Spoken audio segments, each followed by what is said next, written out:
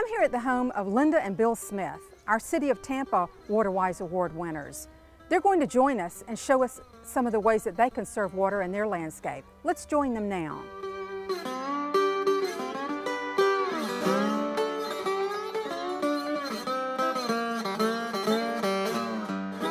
Hi Bill, thanks for inviting us over this morning. I'm excited to be back and see your great garden. It's a pleasure to be here. Glad you're here. Well, good.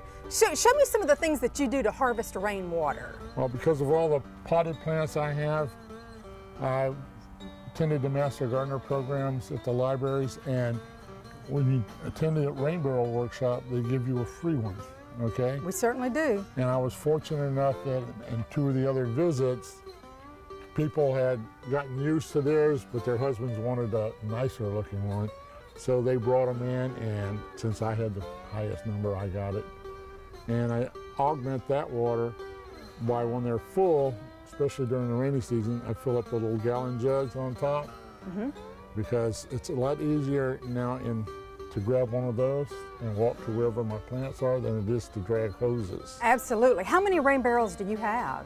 I have 3 of the 55-gallon, and then I have an Aquafina ice cooler over here, which I use first because it's not enclosed and I don't want the mosquitoes. Great. So I see you've got lots of container plants here. So you only water those with rainwater that you've harvested from these rain barrels, is that right? You can see that when y'all gave us the rain barrel, I just took a hose, split it up, put an extension on it so I can fill up the gallon jugs, and then whichever plant needs it, you just walk the gallon jug over and empty out what you think it needs. Okay.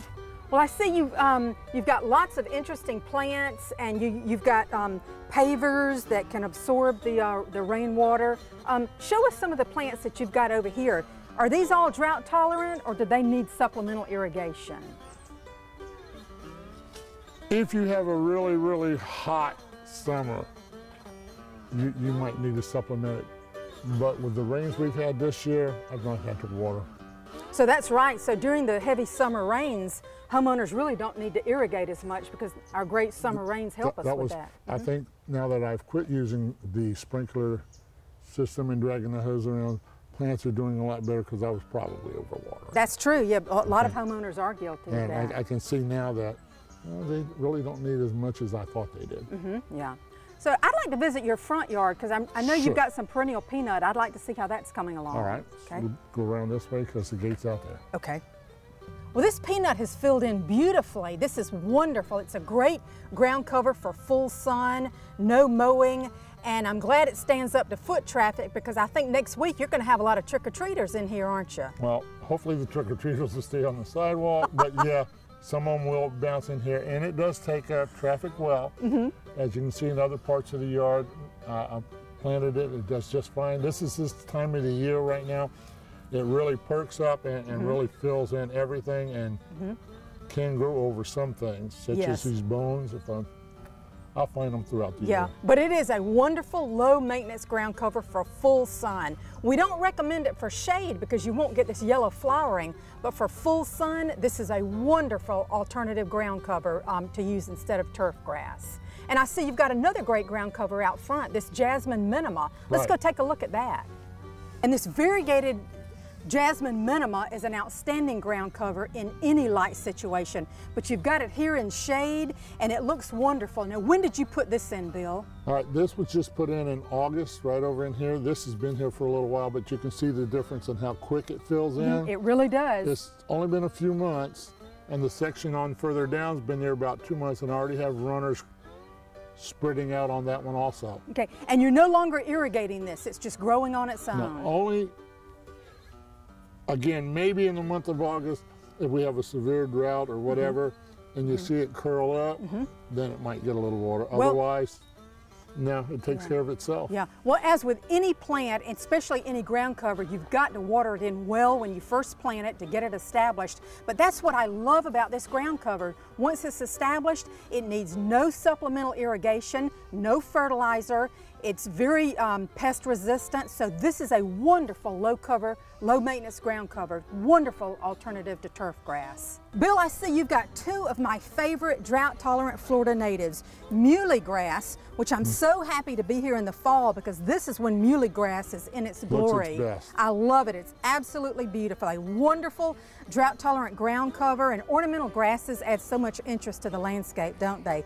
And then this is beach sunflower. Right. That's a wonderful ground cover for full sun, and you've got this beautiful corner lot, and so all of your neighbors drive by and they get to enjoy all of this. I bet y'all see a lot of butterflies on that plant too. On there, and a few on the ones in the back. What I like about the beach sunflowers, it fills in very quick, and if you're fortunate, you can root it in water. Otherwise, you can press it to the ground and pick it up from roots from there. It's great, yeah, very low maintenance. So when you choose a new plant for your landscape, what are you looking for? Are you looking for a plant that has interesting color, or that it's you know it's going to be drought tolerant, or what's your primary goal in choosing? It depends on what part of the garden I'm functioning in. For several months there all summer, I was looking for plants that would blend into the moonlight garden, that would bloom white or similar color. Now it's kind of difficult because not only do you want them that, but they had to be shade tolerant. Right. So most of the plants I look for are shade tolerant because I have very little sunny areas, because as you can see, long time ago, planted trees, and some trees came up on their own. So you do have a lot of mature trees in this neighborhood, and that can be a challenge, but shade gardening is a lot of fun because it gives you a lot of area to have seating and entertainment spaces too, doesn't it? And in the summertime, it's a lot cooler. Absolutely. I'd rather sit in the shade than the full sun. Bill has a small area of turf grass, and we recommend that turf grass only serve a functional purpose. We encourage homeowners not to have a broad expanse of lawn because that's very high maintenance. But if you've got children or dogs that need to run around, then absolutely you do need turf grass. And Bill does have a four-legged family member who likes to come out here and roll around. So that's why he does have one small area of turf grass. I hope you've learned a lot today about the Florida Friendly Landscaping Program and the WaterWise program, and different things that as a homeowner that you can do to conserve water in your landscape. To learn more about the Florida Friendly Landscaping Program and water conservation in your landscape, call us at the Hillsborough County Extension.